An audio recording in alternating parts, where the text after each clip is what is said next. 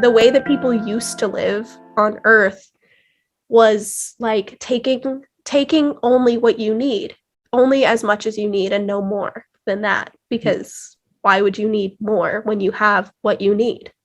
What's the point of having more? Like, that comes from a scarcity mindset of needing to save up, needing to be prepared for if you lose it in the future.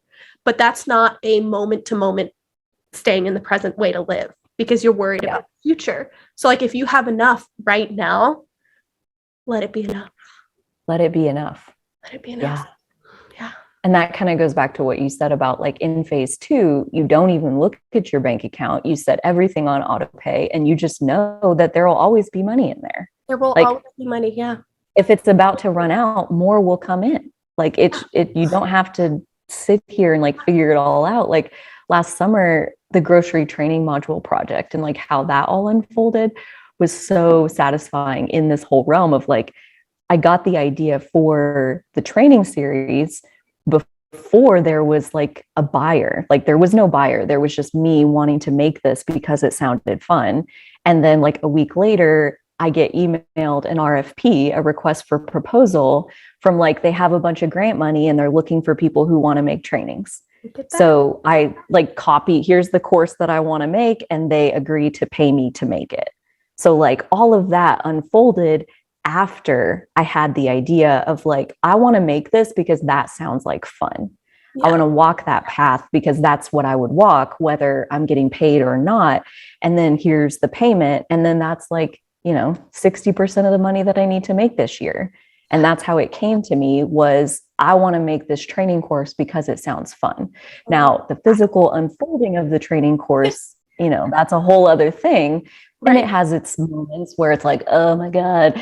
But overall, it's like so, and that's a perfect example too, of like, no matter how good it gets, it's still possible for you to feel heavy inside the process just because it's physical. This is physical life. Like, moments where it feels heavier than others. Like, that's just bound to happen. But yeah. So I mean, like, kind of the same thing as getting the question first because you're about to manifest the answer. It's like, if I had gotten that RFP and not had the idea yet, by the time I got it, there was only like 4 days left until the deadline. And the people who sent it to me had it for like a month. And so they thought last minute to send it to me, but that was already a week after I had the idea. So I'd already done all the brainstorming, and I had already like spent a week thinking about this, and I would do it this way, and I would have this, and I would do these supporting documents, and like putting it all together in my head so that when the RFP came, it was like, here's this. Like, I didn't have to, in those 4 days, like, oh my gosh, what am I going to do? Like, the opportunities, every single piece comes in the way that it's the easiest for it to. So like, if the particular piece that you want isn't here yet, that's not the easiest way for it to go down. Yep.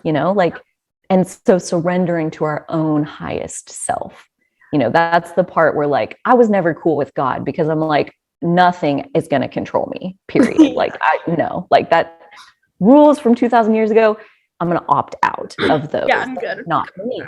Yeah. My higher self, me being an extension of source energy itself, like my own higher self who scripted this whole experience for me, is who's pulling the strings and guiding the intuition and giving me the moment by moment inspiration. Like, you're not surrendering to anything outside of yourself. You're surrendering to your own highest intention.